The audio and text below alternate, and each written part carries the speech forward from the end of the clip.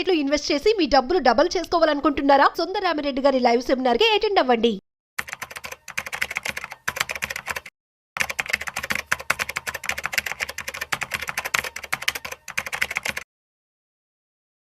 నమస్తే సుందరరామిరెడ్డి గారు. నమస్తే sir. Sir, first of all belated happy Akshaya Tritiya. మనము అక్షయ తృతీయ తర్వాత కలుస్తున్నాము, but as the vibe is still there. Right. ఆ గోల్డెన్ వైబ్ అనేది మాత్రం ప్రతి చోట్ల కనిపిస్తుంది.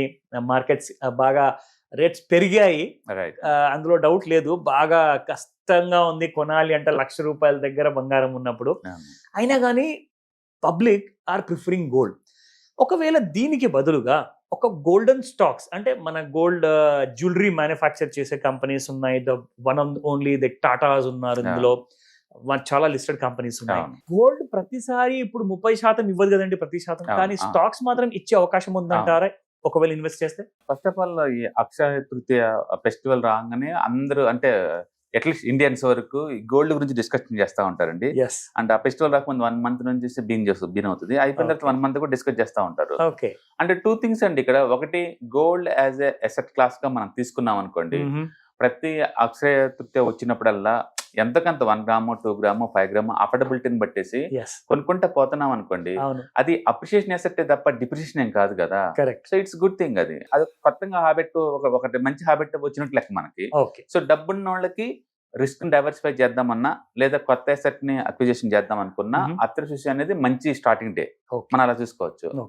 రెండోది, బ్యాడ్ వెర్షన్ చూద్దామండి. సొసైటీలో ఈ ప్రెజర్ వల్ల ఏంటంటే అందరు కొంటున్నప్పుడు మనం కూడా కొనాలేమో అని చెప్పేసి తక్కువ లో ఇన్కమ్ ఉన్నోళ్ళు కూడా ప్రెజర్ బిల్డప్ అవుతుంది వాళ్ళు బాగా. ఎందుకంటే గోల్డ్ అనేది మిగతా అసెట్స్ తో పోల్చుకుంటే కొంతవరకు పర్వాలేదు, కానీ దానికన్నా బెటర్ అసెట్సే ఉన్నాయి.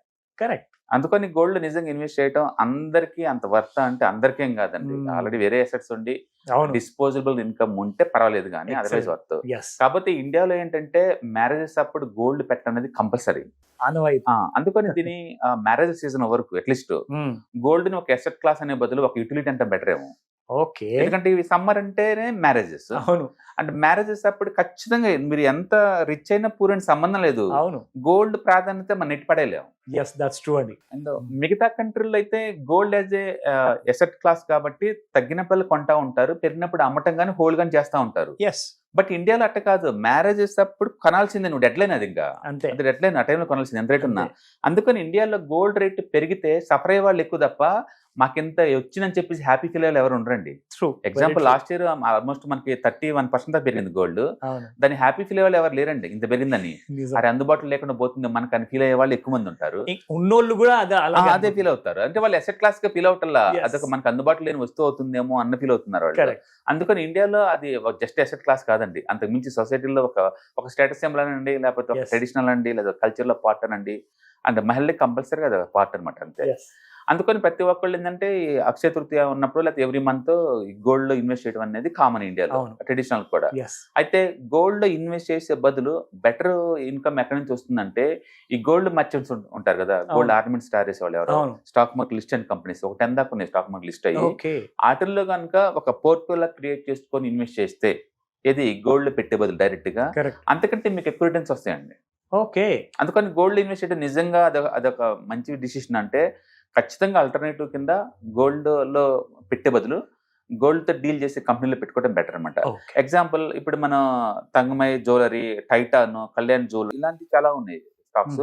వాటి మొత్తాన్ని ఒక ప్యాకేజ్ లాగా తీసుకున్నాం అనుకోండి, బాస్కెట్ ఆఫ్ సెక్యూరిటీస్ లాగా తీసుకున్నాం అనుకోండి, లాస్ట్ 1 year లో అవి యావరేజ్ మీద ఇచ్చిన రిటర్న్స్ చూసుకుంటే అవి కూడా 30 ఇచ్చింది, అంటే గోల్డ్ కూడా 30 ఇచ్చింది.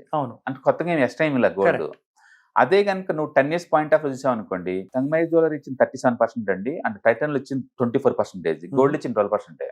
అంటే లాంగ్ టర్మ్ పాయింట్ ఆఫ్ లో గోల్డ్ ఎప్పుడు వాటిని బీట్ చేయలేదు. అందుకని గోల్డ్ డీల్ చేసే మర్చెంట్స్ తోటి మనం ఇన్వెస్ట్ చేసుకోవడం బెటర్. అందుకని ప్రతి అక్షయ తృతీయ అప్పుడు గోల్డ్ కొనే బదులు ఈ స్టాక్స్ ని విడిగా కాకుండా ఒక ప్యాక్ లాగా, మళ్ళీ విడిగా తీసుకున్నాం అనుకోండి, ఏదైనా బ్యాడ్ న్యూస్ వచ్చేసి మళ్ళీ కొలాప్స్ అయ్యే ఛాన్స్ ఉంది. ఒక ప్యాక్ లా తీసుకుని అందులో ఇన్వెస్ట్ చేయడం ద్వారా డెఫినెట్ గా గోల్డ్ కంటే బెటర్ రిటర్న్స్ మనం జనరేట్ చేయొచ్చు. రెండోది, స్టాక్స్ లో ఎప్పుడు వాలటిలిటీ ఉంటుంది కాబట్టి పడ్డప్పుడల్లా ఎక్కువ కలెక్ట్ చేసుకోవచ్చు, అంటే పెరిగినప్పుడు తీసుకోవచ్చు. కాబట్టి స్టాక్స్ లో ఉన్న వాలటిలిటీని మనం ఎన్కాష్ చేసుకోవచ్చు.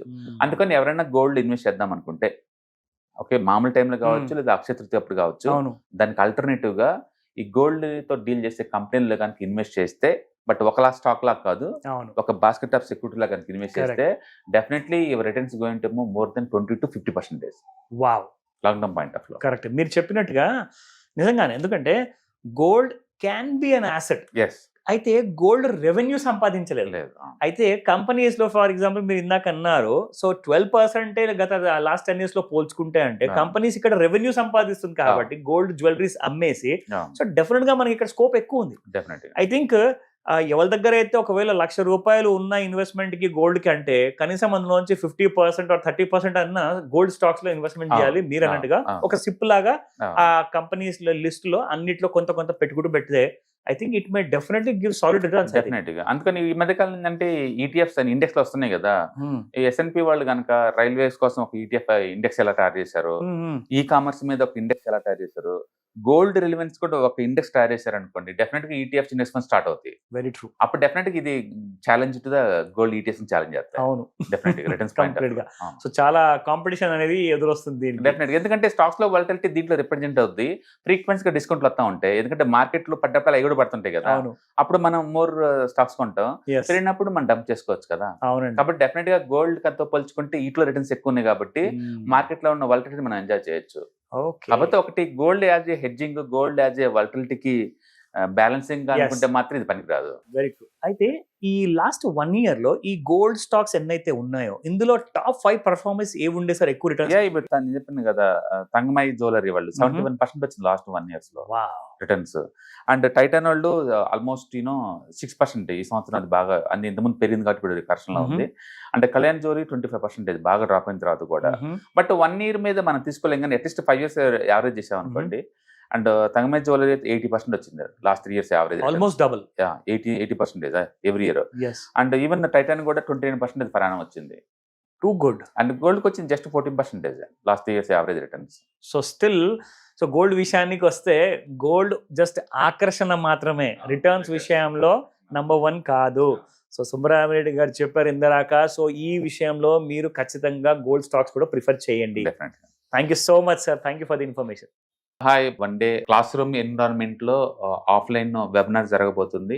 అండ్ ఇంట్రెస్ట్ ఉన్న పార్టిసిపెంట్స్ ఈ కింద స్క్రోల్ అవుతున్న నెంబర్కి రింగ్ చేసుకొని సీట్ బుక్ చేసుకోండి. దీంట్లో ETFs, index funds and mutual funds మీద completely and hand holding experience మీకు ప్రొవైడ్ చేయబడుతుంది. దీని ద్వారా ఏంటంటే మనం అసెట్స్ని స్టాక్ మార్కెట్లో ఎలా మేనేజ్ చేసుకోవాలి, ఎలా గ్రో చేసుకోవాలి, ఎలా ప్రొటెక్ట్ చేసుకోవాలో అంటే ప్రాక్టికల్గా నేర్చుకుంటారు. అండ్ మీ ఇప్పటి వరకు మనం ఆన్లైన్లోనే మీరు అటెండ్ అవుతున్నారు, ఇక నుంచి మీరు లైవ్లో క్లాస్ రూమ్ ఎన్విరాన్మెంట్లో నేర్చుకునే ఛాన్స్ దొరుకుతుంది. కాబట్టి ఇంట్రెస్ట్ ఉన్న పార్టిసిపెంట్స్ కింద స్క్రోల్ అవుతున్న నెంబర్కి పింగ్ చేసి సీటు రిజర్వ్ చేసుకోండి. Thank you.